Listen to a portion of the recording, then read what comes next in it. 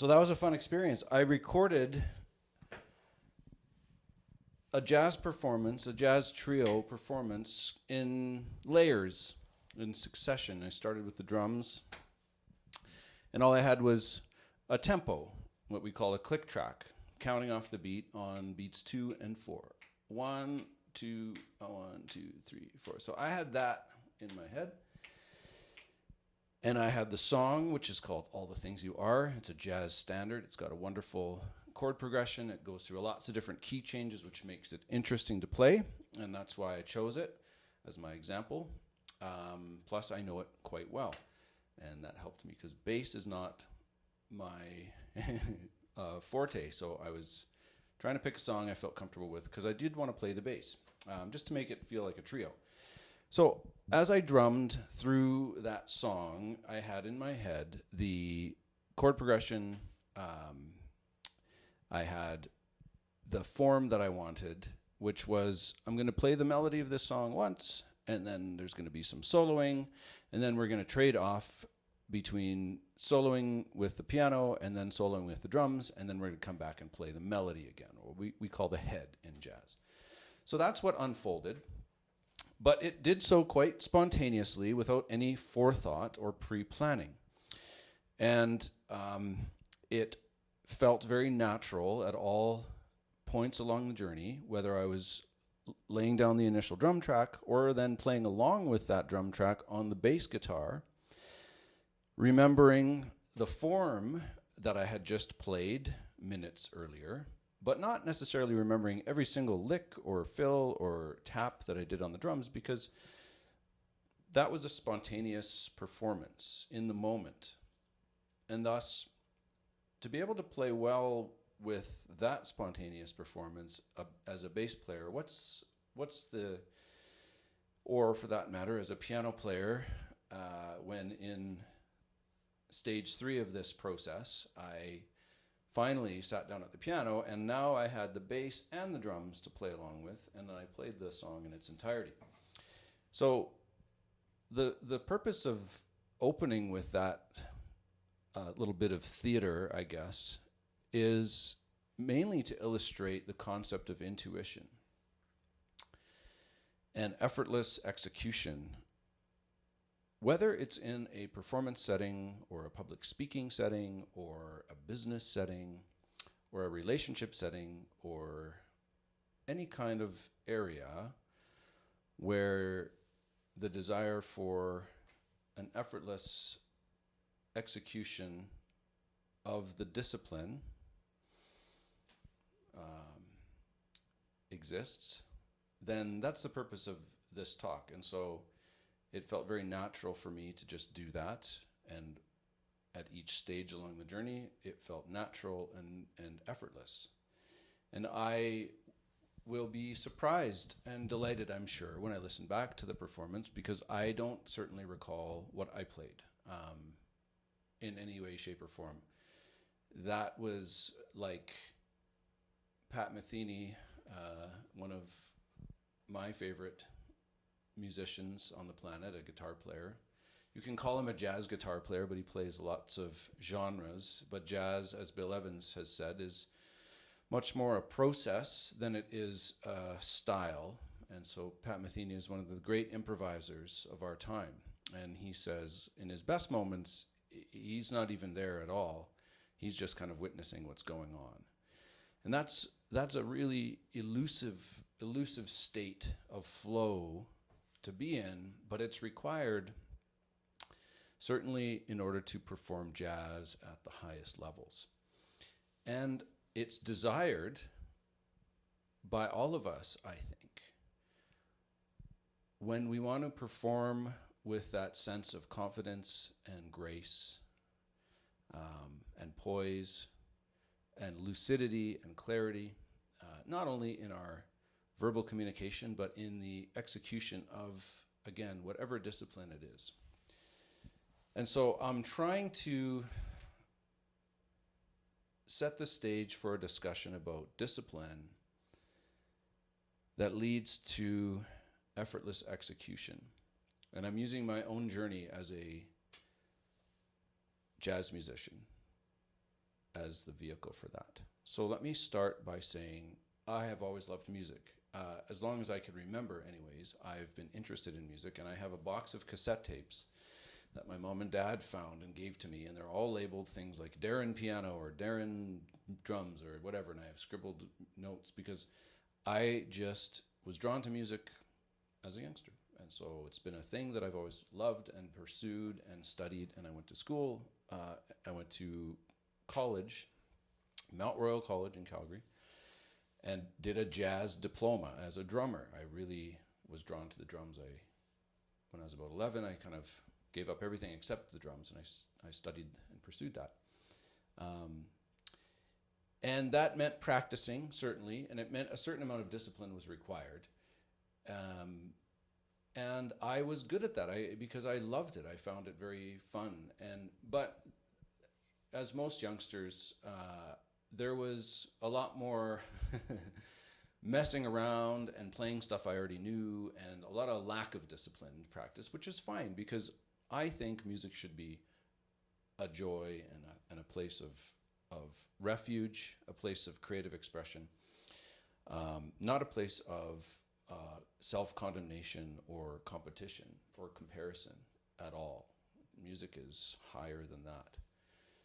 And so I don't look back on my undisciplined younger years and think that those were wasted. That was part of my journey of falling in love with music. But I played music and I thought about music, and I was constantly trying to learn things by ear because I couldn't really overcome some sort of a mental block in terms of reading music, playing by sight reading and sheet music. And so I was fortunate enough to have a teacher, Ingrid Hansen-Smythe, who figured that out pretty quickly and got me into playing by ear and improvising. And that really opened up my ear on the piano. And then, but that was about 10 or 11 years old. And then I moved quickly into drums and I dropped the piano. But in my first jazz theory class, I heard Bill Evans, who is one of my now favorite musicians and just human beings. He was a jazz piano player who was incredibly gifted, but also had worked very, very hard to develop his own unique approach to piano. And he was a force in jazz piano, and he was an influence in a way very few have been. And so Bill Evans talks about the universal musical mind that's in all of us and has the ability to appreciate when good music is happening, regardless of the genre.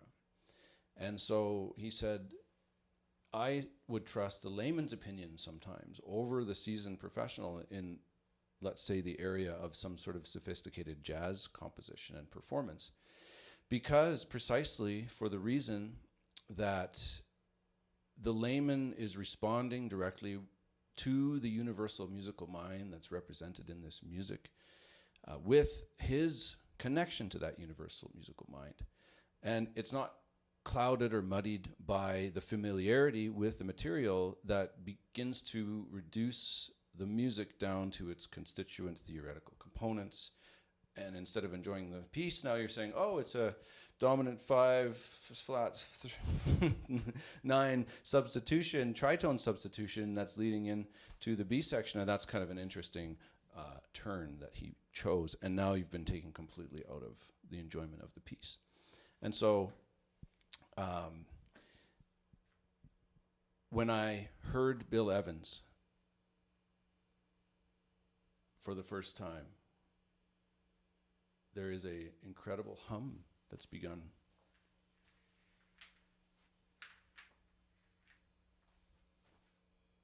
It's this amplifier. This amp doesn't need to be on. I can edit that out. When I first heard Bill Evans, it was in my jazz theory class, and it was a duo album where he was on piano and he was playing with a guitar player named Jim Hall, and they did a song called My Funny Valentine. And it was remarkable. I didn't know anything about that style of jazz. I came out of high school listening to a lot of fusion and funk and kind of, that kind of stuff. But I hadn't heard this kind of sophisticated chord changes that almost sounded a little classical in the movements, but it was so musically interesting. And So this was the day that I regretted being a drummer. And I said, I should have stuck with the piano because I want to be able to play like that one day. And I couldn't. I couldn't even come close at the time. Not even close. I didn't even know what was happening. And that was 1996, okay? And but meanwhile, I knew I didn't have the time to pursue both, so I threw myself into the drums. But here's kind of what I heard. This is the little sample of what I was hearing that drew me in, that felt so good for me to listen to, because it felt like my universal musical mind was responding directly to that. And let's see if maybe yours does to this.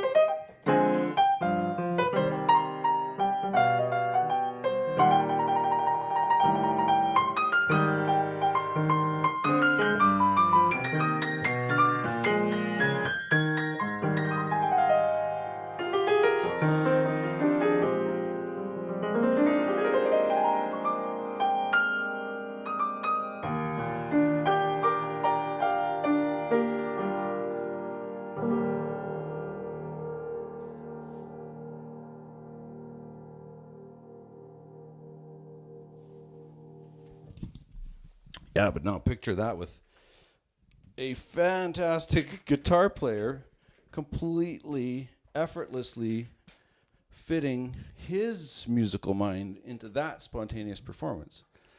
And that was the fascination of jazz. And so, let me get to the point. I always touched on this piano dream in fits and starts because I lacked some critical ingredients of personal transformation. And that's what I want to share with you today.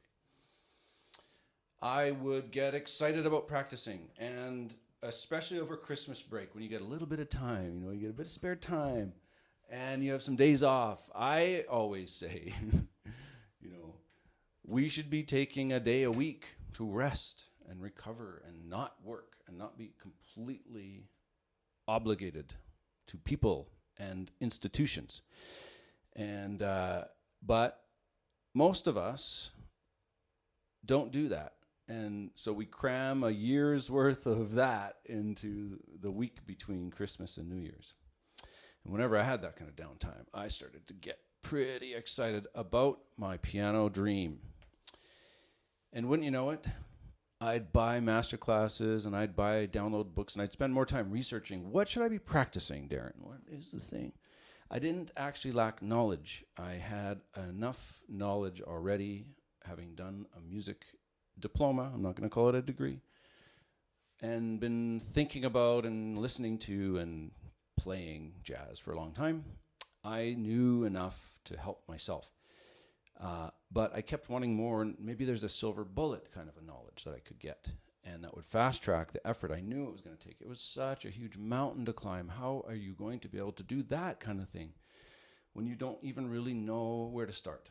And I would get overwhelmed. Well, when the pandemic hit and everyone was working from home. Well, not everyone, but I was working from home. It afforded me an opportunity to spend time with my headphones on so I didn't disturb the rest of the family, getting up a little earlier before I started my meetings and just doing some practice. And I began to gain some traction. And I was literally learning how to play major scales. I couldn't play a C major, I couldn't play that with proper fingering in both hands. I couldn't do I didn't have any of the fundamentals. And so I determined that, look, this is going to be a long road. And so don't lose sight of the fact that it's going to be slow progression. And you just have to master one thing at a time and don't get overwhelmed. And so that was a good start. And that was the beginning of the development of the very first ingredient to success in personal transformation, and that is vision. I began to have a vision for what I could potentially achieve in music if I had the patience to put in the discipline and practice the way I knew I was supposed to. I always knew that you shouldn't practice everything you already know. You should probably be sounding really bad in your practice time because you're working out the bugs. You're working out on all the stuff that you don't do well. But there's a instant gratification module in my mind that seems to be cranked up to 11, and it doesn't do well with tedious and boring practice routines. And so I had always struggled, but there was this sense of an extended pause that the pandemic created, for me at least, in terms of my allocation of time. And I chose to allocate my larger and larger portions of time to disciplined practice, and that was good. And that I began to see progress, and then I began to develop a vision for, well, wait a minute, what am I doing this for? And that's when it became important for me to start getting very clear about that.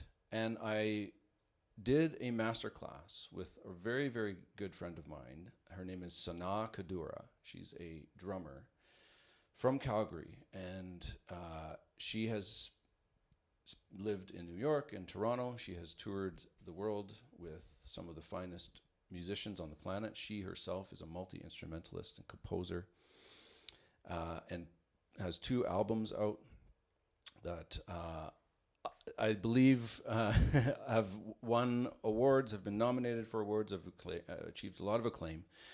But more important than all of her success in music and all of the achievements is her ability to inspire people. And what she did for me was gave me a vision.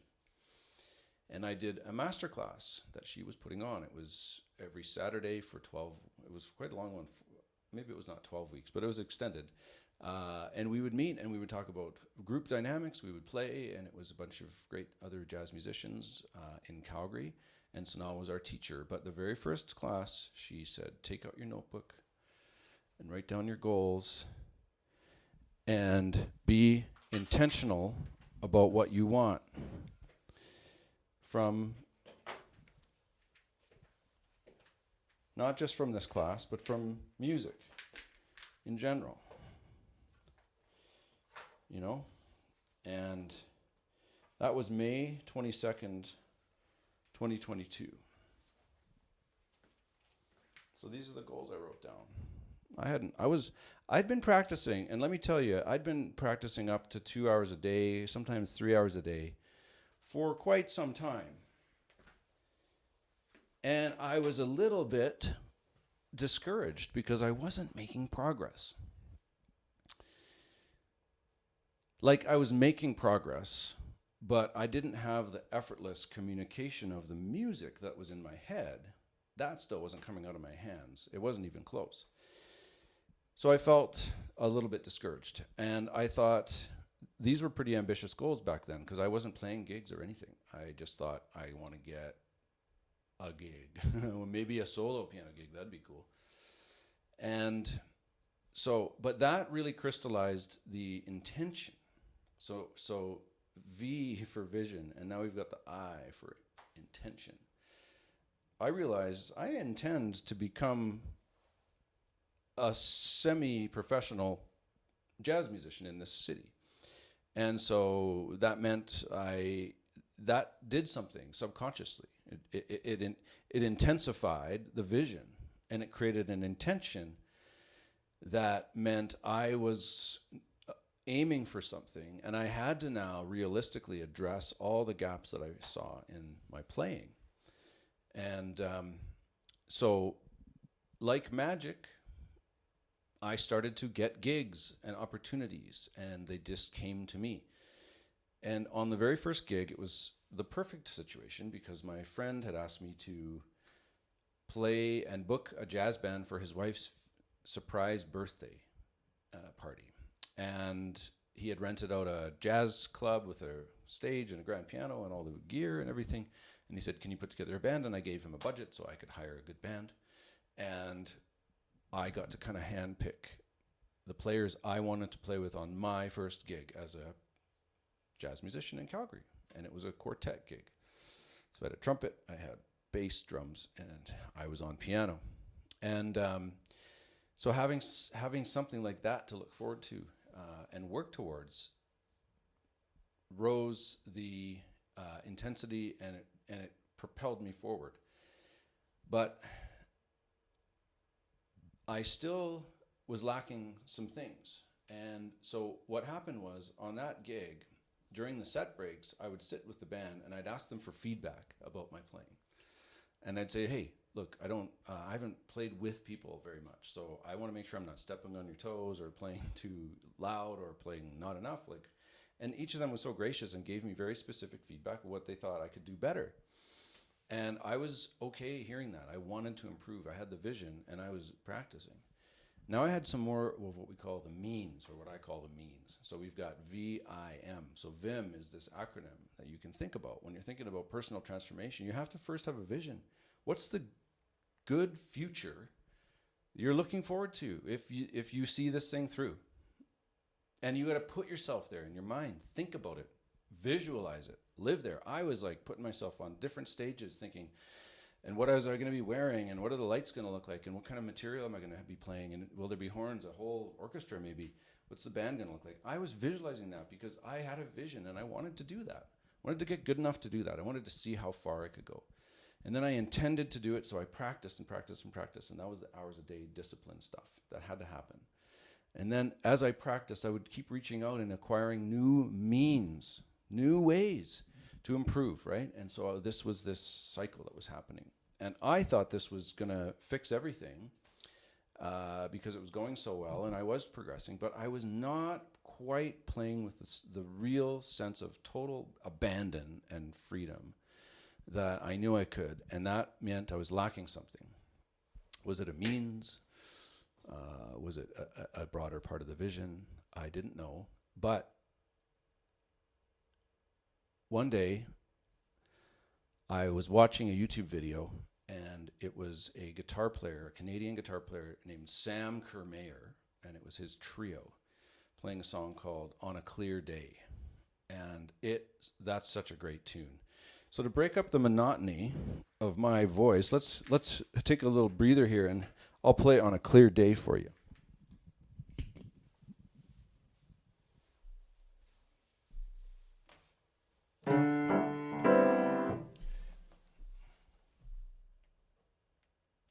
The piano still recording? It is. Good.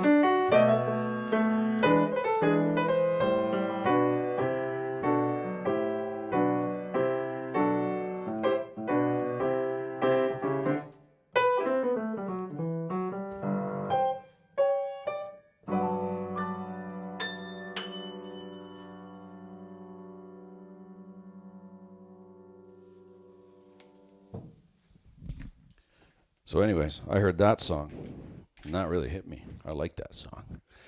I liked how it went up and down. So bouncy. And I really liked his organ player. New York-based guy named Ben Patterson. And I went on Ben's website, and lo and behold, he taught virtual lessons. So I booked one with him. And here's the lesson he taught me. I'm going to round this whole talk out with this.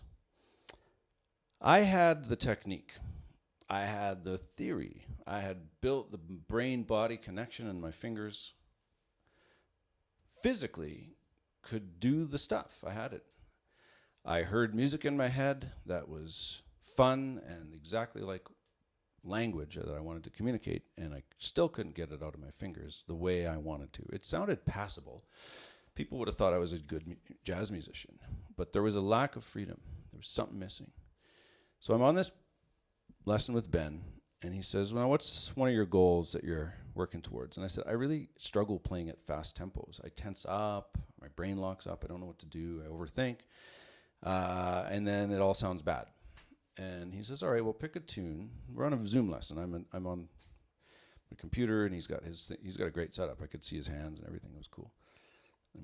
So yeah, he goes, pick a tune, and do you have a backing track, like bass and drums or something you can play along with, so you don't have to worry about covering too much stuff? Yeah, I got that. Okay, so put it on and crank up the tempo.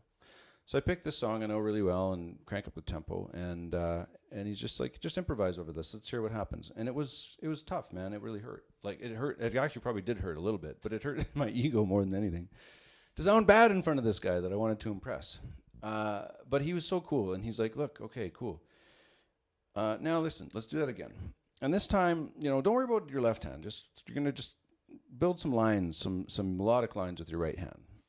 But same tempo and everything. But this time, just focus on what the bass player is doing on this backing track. And I don't care if you play wrong notes. I don't care if you play whole notes. It doesn't really have to be fast. It doesn't have to be good at all. Just let your hand kind of explore the space and let it play the keyboard. But your job really, Darren, is to listen to this bass line and focus in on it. So it's like, okay, so it's pretty fast. So I'm trying to pretty fast, right? And I was trying to play intelligent stuff over that, and it wasn't working. But I'm listening to the bass player, and I'm like, oh, yeah, that's a cool line. And then before I know it, my hand is just going, and it's sounding pretty good. And so we stop, and Ben says, yeah, man, that was great. That was way better, didn't you think? Yeah, what happened? And he said, this is a principle from a book called The Inner Game of Tennis. Now, there's probably been other books since then that talk about it as well, but that's the one he told me to go buy and read, and that's the one I bought and read. I listened to it on Audible, to be fair. And that's the principle I want to share with you now to finish off this little talk. This clicked for me, and he said, look, in this book, the author talks about two parts of ourself.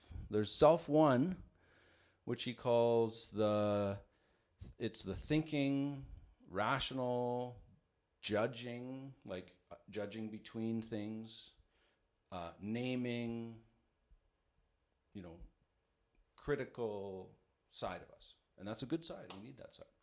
You could simplify it and call it your left brain. I don't know. I don't want to get into that neurology stuff, neuroscience. I'm not an expert. But let's just call it, that's the self one. That's the part of ourself that is evaluating what we do, and it's looking at that piano, and it's anticipating the count in being really fast, and it's saying, now, Darren, don't mess this up.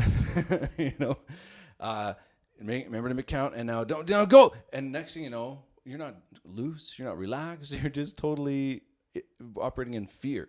You're psyching yourself out. Okay, so he says that's self one. And this tennis coach realized that he could circumvent self one quite easily by giving it a task that kept it happily occupied, and that freed up self two, which is, I'm going to oversimplify this, but it's the body, intuitive, natural, graceful, emotion-based, creative feeling part of ourself that can perform. That's where all the best performances come from, is an effortless execution. And that self is waiting to be given the opportunity to just do what it does without some critic sitting there saying, now keep your head down, no, look out. You know? And he found that the secret with these tennis students was, they'd taken lessons for years, some of them, and they still couldn't really, say, figure out their serve or figure out how to return. And so what he would do is he'd say, now, I'm going to just lob some balls over, and don't worry about, I know we're thinking about all kinds of things with your wrist and with all your stuff and your technique, but don't worry about that for now. Just focus on watching the seams of the ball, and is it rotating? Can you follow the rotation? Can you just... So that gave the self one a little task to do. And while it's going, is that clockwise or counterclockwise? Next thing you know, bang, just a really nice, easy return would happen. And this was the breakthrough. And so what Ben showed me was, how do I now as a musician approach this instrument from a place of no judgment and no critical thinking, no, like, just feeling it, just accepting it and loving it. And it was this concept of now practicing that, putting aside, giving my left brain something else to focus on, right? And for me, that concept became the catalyst for all kinds of other things that became new and improved means that I'm still exploring. And one of them was meditation. And I think that's been a big part of just getting into an alpha wave brain state of deep relaxation, just with breathing and, Tibetan bowls and maybe some essential oils in my diffuser, and that my friend Jim would call smells and bells. And getting into that state has caused sort of a sense of inner alignment between the hemispheres of my brain and the parts of my body. And so more and more, I'm intuitively approaching this instrument, all these instruments. Bass, I don't really play bass. I don't think I've ever played that song on bass, and I just had to figure it out because I know the chords and I know what the general notes are on the bass. And I don't know if it's even going to sound good, but by setting aside any sense of judging what's about to happen, being grateful that it's going to be great, trusting in my own body's intuitive approach to just do it, and letting, like Pat Metheny said, myself step out. Self one is away on a task maybe. But eventually what I found is there is a sense of an external observer, maybe it's self one, coming back and watching what's happening and saying, now this is pretty cool. And so I think in a way I'm developing the discipline to just be able to take that approach into other aspects of life. Like this whole performance, which wasn't planned and it just sort of unfolded organically, is an example of this new approach that's not based on me having all the answers in advance and being able to plan for every contingency and prepare and apply. Like Charlie Parker said it best, and I'll end with this. How do you play jazz? How do you really play jazz? Do you need to know your scales? Do you need to know the theory and the harmony? Maybe. You need to know what you need to know to be able to completely master the technical aspect of your instrument, so it's not a barrier. If that means you do it through learning scales and modes, cool. If it means you learn it by just learning complete albums and transcribing all the parts and then learning how to play them on every instrument, seems like something Jacob Collier would do. That's an incredible way to learn. Herbie Hancock learned a lot of his jazz that way, just by transcribing. So whatever approach you take to learning the thing that you're passionate about, you need to have a vision for the good future that would result if you saw that thing through and accomplished it. And then you need to intend to accomplish it. You have to make a decision and be serious about it. And that takes discipline. And discipline isn't a bad word. It's not a scary word. Discipline is doing something that's currently in your power that's going to enable you to do something that's currently not in your power. It's just like lifting weights. You lift a bit of weight now so you can lift heavier weight later. It's like learning a language. It's like anything. So you have to take it and break it down in chunks. That's the intention. And then watch and be amazed as you continue pursuing this dream of transformation, whatever it is for you. As the means begin to unfold and you get tool after tool after tool that arises and helps you along the path and the journey towards transformation, where you can finally come to the point where self 2 is effortlessly performing, hopefully with the approval of self 1, who's looking on that effortless performance and saying, now that is pretty darn good.